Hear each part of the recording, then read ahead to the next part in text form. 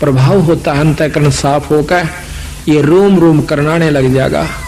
आत्मा समय समय पर रह रहकर ईश्वर को रोना शुरू कर देगी तो समझो आपका सब कुछ खुल गया, सुषमना भी खुल गई, ब्रह्मरंध्र भी खुला हुआ है।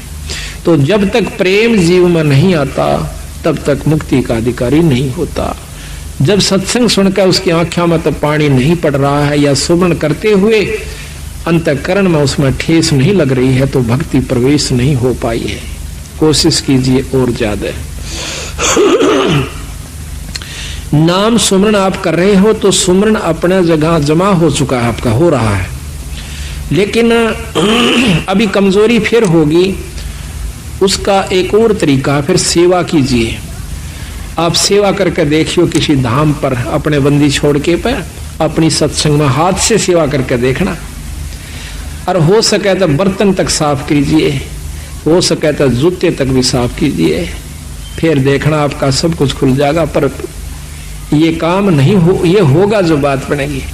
हम एक बार दिल्ली गए हुए थे, अभी 5-6 महीने हुए, फोटोओं के सिलसिले में एक गुरुद्वारे में चले गए। हमने ये चंवर लेना था। उस गुरुद्वारे जब हम जाते हैं तो हमारे जूते निकलवाए कि जूते निकाल दो जी। जूते निकाल करके टोकन दे दिया और एक ने जूते लिए हाथ में। प्रथम तो उसने साफ किए, माथे से लगाए, फिर दूसरे को दे दिए कि वहां रख दिए, फिर उसने अपने रुमाल से जो लाया हुआ था साथ उससे साफ किए।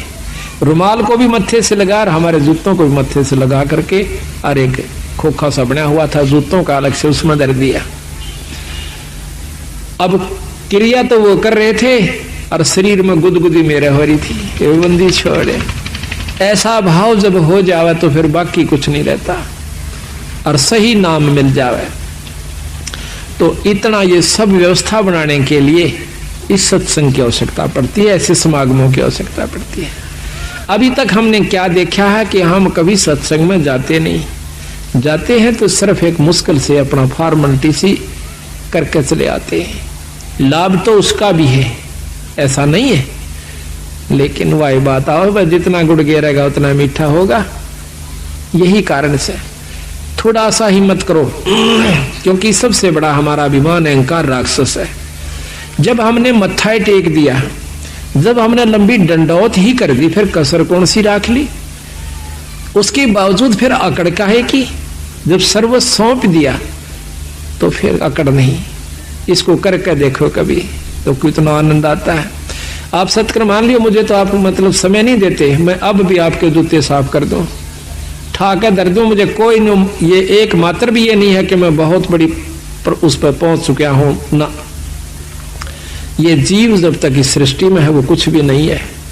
यहां से निकल ले जब जानिए तो हमारे अंदर ये बात कभी भी घर नहीं कर दी कि मैं संत हो रहा हूं और मेरे सैकड़ों हजारों से सो गए, मैं बहुत बड़ा बन गया। कुछ भी नहीं हूं, जीव का जीव हूं। अगर ये यहाँ से छुटकारा नहीं हुआ, अगर आखिर में भी पैर उलझ गया तो भी ज्यों का त्यों है, चक्कर फिर लंबा चौड़ा से। महाराज की कहते हैं कबीर, मन के मते ना चालिए, इस मन का के विश्वास, और साधु जब लग डर कर, जब लग पिंजड़ सांस। जब तक तेरे शरीर में सांस है ना तब तक बिरा रहना सावधान है। अड़ब बड़े बड़े बिगड़ गए। ऐसे ऐसे ऋषियों का प्रमाण मिलता है पाराशर जैसे।